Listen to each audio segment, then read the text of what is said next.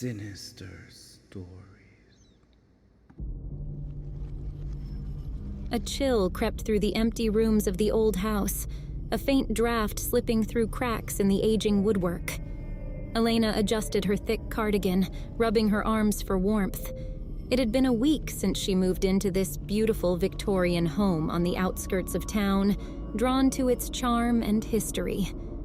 But now, as the sun dipped below the horizon and shadows deepened, she began to wonder if she had made a mistake. The house had an unsettling aura, but Elena had shrugged it off as old house quirks: creaking floors, echoing halls, and the occasional distant sound she couldn't quite place. But tonight, something felt different. She tried to distract herself with the idea of settling in for a cozy night, grabbing a new pair of wireless headphones, and listened to some soothing music while sipping a glass of wine. When she put in her headphones, she heard a voice say, "Connected." Thinking that was easy, she then proceeded to search her favorite playlist for a good song. She relished the familiar tunes for a moment, hoping the music would drive away her unease. But as she was searching her phone, she suddenly started to hear a piano playing dreary music. Elena frowned, pulling the headphones from her ears and checking her phone. The app showed her playlist was still selected, but the screen flickered slightly. She put the headphones back on and tried again, but the strange melody continued, growing louder and more distinct. It was a piece she didn't recognize, slow and somber with a deep, haunting undercurrent. The notes seemed to echo in her ears, wrapping around her like a cold, invisible hand. Elena tried to pause the music, but nothing happened. The music didn't match anything on her phone, and she was certain her headphones were connected. She closed all the open apps, but the music still played. Curiosity turned to dread. If the music wasn't coming from her phone, then what was it connected to? She tried to distract herself with a quick check of her home's Wi-Fi and Bluetooth connections, but nothing seemed out of the ordinary.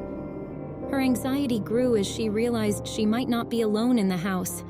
Determined to get to the bottom of the mystery, she followed the sound of the music, moving cautiously from room to room. The haunting strains seemed to grow louder as she approached the basement door. The doorknob felt cold against her hand, and her breath caught in her throat as she pushed the door open. The basement was dimly lit, a single hanging bulb flickering above. The air was musty, and the creaking of her footsteps echoed off the stone walls. She listened carefully, the music now clear and unmistakable, as if she had gotten closer to the source. As she tiptoed around the basement, the music suddenly stopped, and there was nothing but silence until she removed her headphone. Fearing that someone may be on the house, Elena raced upstairs, locking the basement door behind her, and then called the police. A few hours later, the police arrived and searched the house, only to find the house empty. Elena sat at the kitchen table. When she inserted the headphone again, nothing had played. Her phone just displayed a message. Would you like to add a new device? If this was the first time, her phone. Connected to the headphones, then where did they connect before? Elena went upstairs, locked her bedroom door, and went to sleep. She fell asleep with the headphones in order to hear music for comfort. Otherwise, she would have never fell asleep. It had been a couple weeks since the ordeal. The memory had slowly faded away, and Elena was more set in her daily routine. One evening, while getting ready to listen to an audiobook, she once again heard strange music as soon as she put in her headphones. When she went to check her phone, she realized that the battery was dead, but the headphones still claimed that it had connected to device. Elena stood up quickly and surveyed her surroundings, only to find the room completely empty. Elena's pulse quickened while her phone was dead. The headphones still emitted the chilling sound of unfamiliar music. Her instincts told her something was terribly wrong. She quickly removed the headphones and stuffed them into her pocket, glancing around her living room for any sign of intruders. The room was quiet, except for the persistent feeling of dread that lingered in the air. Elena knew she couldn't sit idle and wait for something to happen. She grabbed a flashlight and a fireplace poker for protection, determined to search every corner of the house. Starting with the ground floor, she moved from room to room, checking every closet and behind every piece of furniture. The house seemed ordinary, almost peaceful, but there was something off, an unnatural stillness that made her skin crawl. Elena took a deep breath and made her way to the stairs. Her gaze flickered nervously toward the basement door, but she continued past it to the second floor. She crept along the hallway, checking each room one by one. Everything appeared as she had left it, yet she couldn't shake the sense of being watched. When she entered the guest bedroom, the air felt colder, and she spotted a faint outline of dust on the floor. Someone, or something, had disturbed the room recently. She shone the flashlight around, catching the glint of a phone resting on the windowsill. Elena's heart sank as she approached the phone. How had it gotten here? Her hands shook as she picked it up.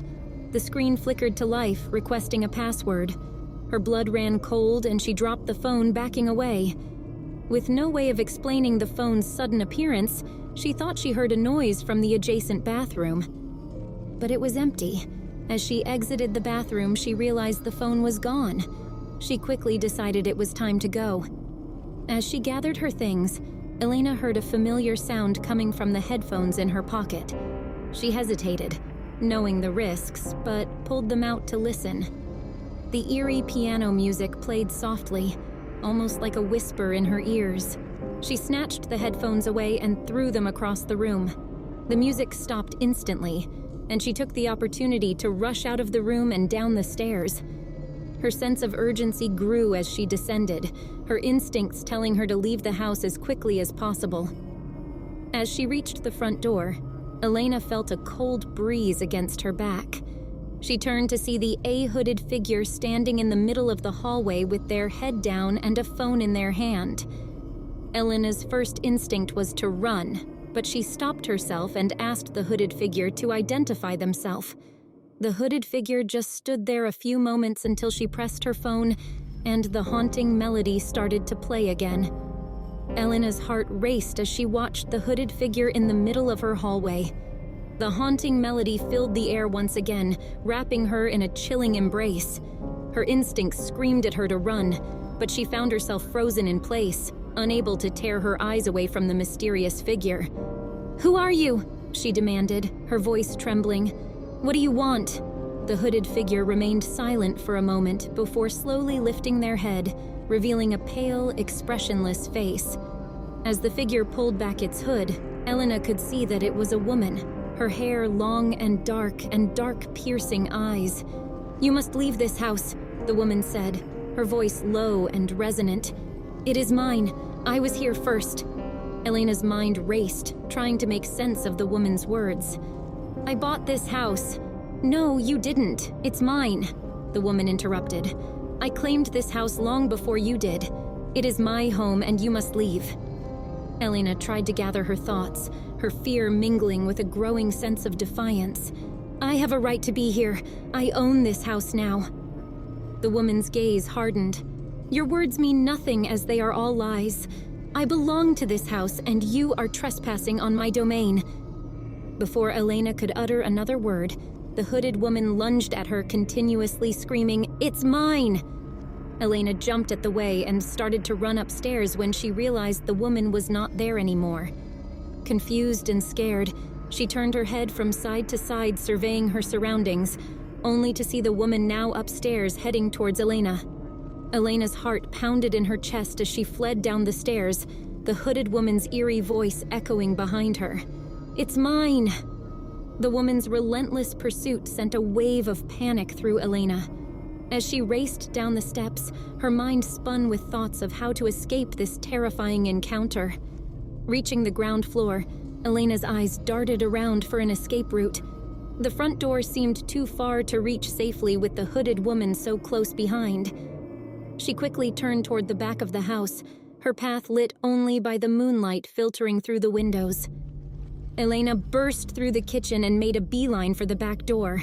She could hear the hooded woman close behind her, her raspy voice growing louder. "You can't take it from me!" the woman screamed, her anger palpable. Elena flung open the back door and stumbled into the cold night air. She slammed the door behind her, but the woman's piercing gaze haunted her even through the glass. Elena didn't wait to see if the woman would follow her outside. She sprinted across the overgrown yard toward the safety of her car. As she reached her car, she threw open the door and fumbled with the keys. Her hands shook, but she managed to start the engine. Elena cast one last glance back at the house. The hooded woman was standing in the doorway, her dark eyes locked on Elena, but she made no move to leave the house. Elena pressed down on the gas and sped away, her mind racing as she left the haunted Victorian house in the rearview mirror. The woman's chilling words echoed in her ears. "It's mine." Elena was racing to the police station when she got pulled over by a police officer. She took a few minutes to calm down and collect herself. When she finally revealed to the officer what had happened, they both returned to the house only to find it empty again. She claimed very hastily that the woman is still here, she wouldn't have left. More squad cars arrived and more police officers entered the house. The police, led by the officer who had pulled Elena over, began a thorough search of the old house. Elena stayed close to the officer, her nerves frayed and her senses on high alert. As they combed through each room, the officers kept an eye out for any signs of the hooded woman. Their search took them back to the basement, where they carefully examined the stone walls and floor. One officer's keen eye noticed a loose stone near the back wall. He pushed against it, and to his surprise it shifted, revealing a hidden door. The officers exchanged glances, their discovery confirming Elena's claims. With their guns drawn, the officers pushed the door open, revealing a narrow, dimly lit passageway. Elena's heart raced as she followed the officers into the unknown. The passage twisted and turned, its walls covered in dust and cobwebs. It felt as though the very air had a sense of foreboding, as if the house itself was watching them.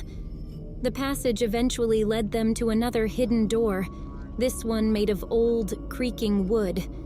The officers carefully opened it, their flashlights illuminating a hidden room beyond. Inside, they found the hooded woman huddled in a corner, her long hair hanging in disarray. She looked up at them with wide, piercing eyes, her expression a mix of anger and resignation. The room itself was sparsely furnished, with a makeshift bed in one corner and shelves filled with old books and trinkets. The officers moved cautiously, keeping a watchful eye on the woman as they took in the room's details. It was clear she had been living there for some time, hidden away from the outside world. The lead officer stepped forward, his gun trained on the woman. "You're trespassing on private property," he said firmly. "You need to come with us." With their guns drawn, the officers approached the woman. The hooded woman didn't move as the officers approached her. She then shot a chilling glare at Elena. "This is my home," she hissed. "I'm not leaving." Elena felt a shiver run down her spine at the woman's words. The police tried to reason with her, but she became increasingly agitated. She told them that she was there first and that house was empty and that she'd taken refuge there. The house had become her shelter, her refuge from a world that had taken everything from her. "I won't let you take this away from me," she declared, her eyes filled with an eerie determination.